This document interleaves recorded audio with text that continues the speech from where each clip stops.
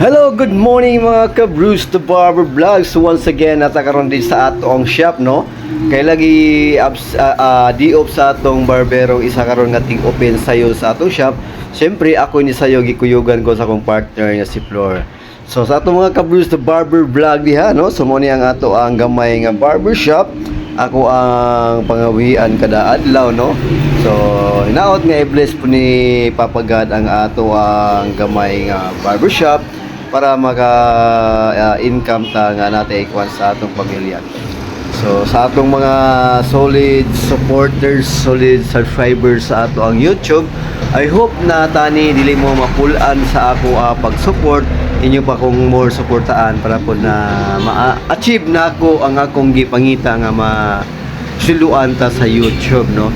So siguro naman sa katong mga viewers nato sa YouTube, hinaot nga dili mo mapulan na ako, no, nga i-support o i-subscribe ninyo kada adlaw, no, na tani inyo pong i-share ang akong mga video para pod kita makaluyan ta sa ato ang aim na sweldo sa ato ang pag-vlog diri sa YouTube.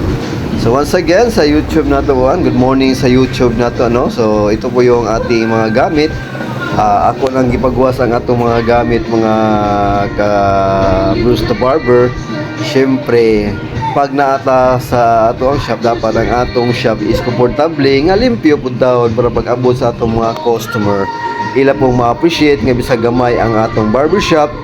Makasulti po sila nga limpyo ang ato ang pagdala sa atong barbershop. Kay gani usap po ni sa gipangita sa atong customer lagi mga ka Bruce the Barber na ang ato ang palibot is limpyo. So karon kay manam kog set up sa ako mga gamit, siyempre tabangan ako ang asawa mo kuha kong sako kay tuwa sa guwas giputan para isulod ang buhok nga gisilig sa akong asawa. So nara mga ka Bruce the Barber Vlog, ako nang gikuha kay isulod na sa akong partner ang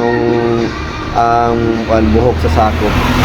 So naot ko na katong mga follower subscribers ato sa YouTube, more support pa ang inyong button sa among mag-asawa nga si Flor. Natani dili mo mapulan na mo, no? Kay sa akong gisulti, usar pud ko ka tawo nga nangarap nga makasweldo para pud sa ako ang pamilya, o basi daig masultian dili lang sa pamilya, makatabang-tabang punta sa tawo nang hinahanglan o katong angay taong tabangan. So mao gina ang ako ang giim sa akong pag-vlog mga ka-YouTubers, no, mga ka-Bruce the Barber Vlog, no.